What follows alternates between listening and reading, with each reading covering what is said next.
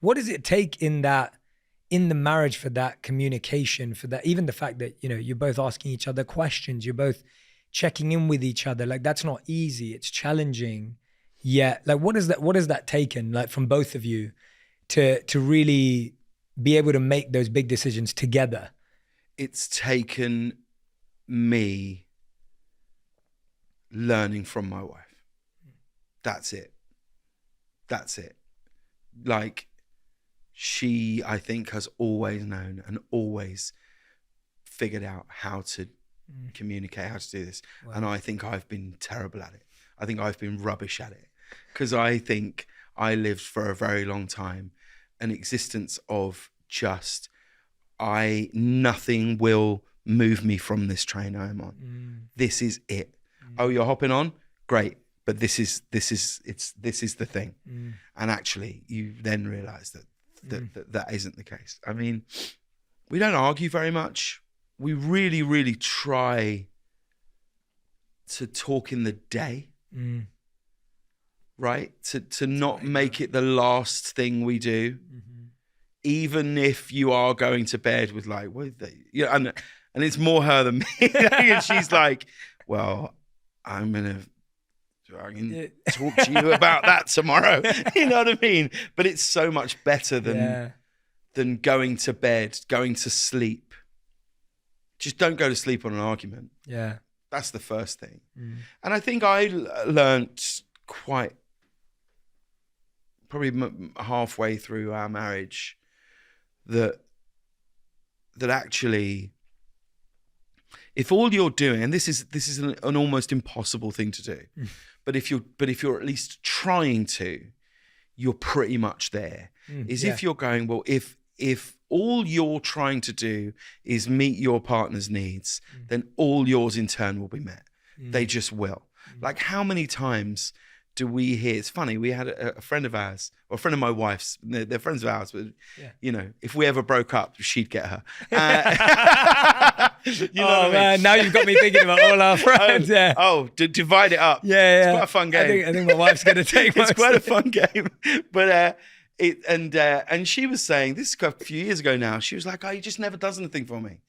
He never surprises me and takes me out for dinner. He never says, I'm good, buys a theatre ticket. He never says, oh, Friday night, me and you, let's do this." And I just went, well, when do you do it? How often do you do that? And she went, well, I don't. And I was like, right. But you have to see that might be a... that might be a thing. I was like, for all we know, he's sat somewhere now going, she never takes me out. She never, because let's go to the cinema. And she was like, oh, and I was, and that's it in its most base level. I think that's probably the thing I've learned the most. Yeah. I love hearing about your relationships and the way you talk about your relationships. Obviously, this whole shift in your life is because of your relationships. And so it's so wonderful to hear about it. And you were giving me credit earlier for, hopefully changing conversations around masculinity. But I think you did that very much so as well with your bromance comic relief videos with David Beckham. And I'd always appreciate those when they came out. And I know you guys have a real bromance, but seeing it on screen was always a real treat. Whether you were doing the Calvin Klein ads together or whether, or doing each other's nails or whatever it was. It was so funny. And you went to the premiere recently of his documentary, which I thought was just it's brilliant. Phenomenal. I read Bex's autobiography when I was like 15 or something, and it was life-changing. I loved it.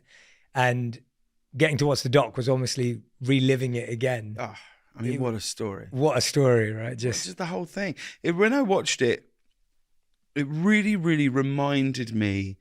Have you ever watched Aaron Sorkin's commencement speech at Syracuse University? I have not. No, I have not. Me saying, when I get my driver's license, my life will be like this. He actually says that in that speech. He talks about that, and I think that was the first time I realized that, like, oh, that's what I have always done. His commencement speech at Syracuse University is brilliant. Okay, I have to watch as you can imagine, it's just so brilliantly written, Yeah. and he delivers it. It's exceptional. It's my favorite thing to watch on YouTube is people's commencement addresses. And his is particularly good. And I would urge anybody to go and to go and look at it. I use it. I quote it. It's fed into me, you know. And he says a brilliant line, and it really came to the forefront of my mind watching the Beckham documentary, where he says, the world doesn't care how many times you get knocked down, so long as it's one less than the amount of times you get back up again. And that's what I think the Beckham doc is. Yeah. It is a story of a man who just doesn't stop. He just gets back up and he carries on. And that's what it's about. You could say it's about the first sportsman to become a global brand and icon. You could talk about it's the first family to have become, perhaps in Britain, outside of the royal family, a family of intrigue and interest. You could say it's a story about fame and sport. It's not. I think it's a story of someone who just kept going through adversity, through challenges, just got up and carried on. And that's why I think it's resonated so much with people. Because it's interesting. I don't know if you found this, but like, it's interesting being British and watching it. Yes. So then, because people in America are like, I had no idea. No idea.